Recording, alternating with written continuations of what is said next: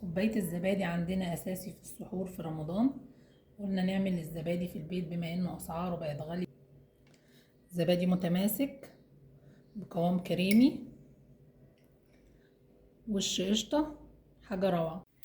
كيلو لبن كامل الدسم بلدي من عند اللبان.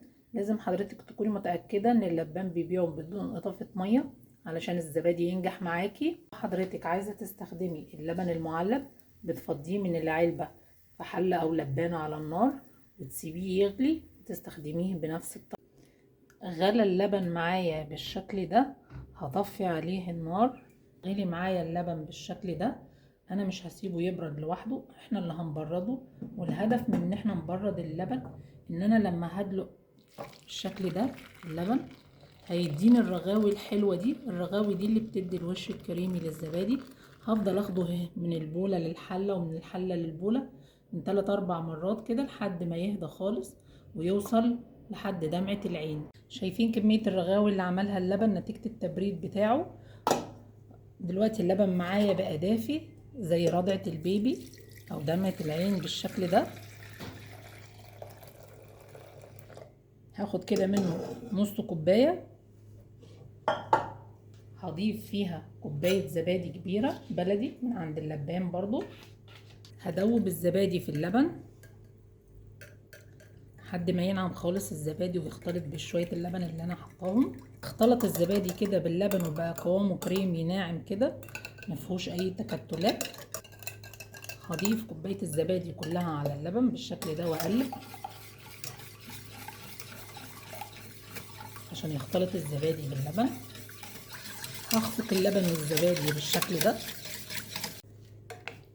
بقى القوام عندي بالشكل ده. تجيبي بقى كوبايات، بولات، طواجن فخار اللي عندك، ضيفي فيه الزبادي.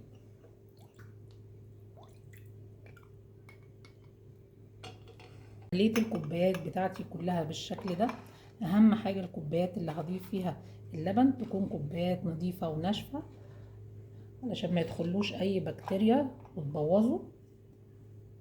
هجيب مية مغلية وهضيفها في الصينية. عايزاها توصل بس لتلت الكوبايات مش اكتر من كده بالشكل ده.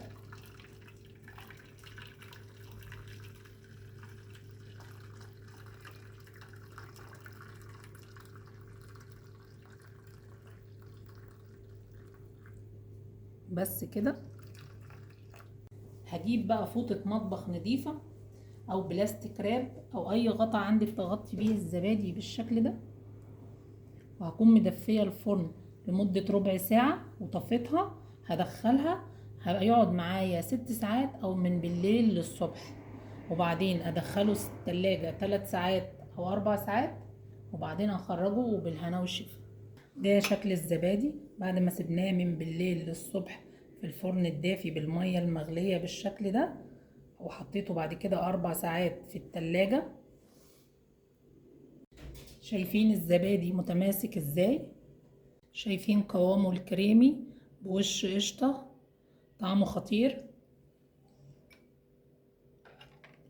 عملنا الكمية دي كلها بكيلو لبن وعلبة زبادي. عملناها انضف واوفر واحلى من بره بكتير بطريقة بسيطة في البيت.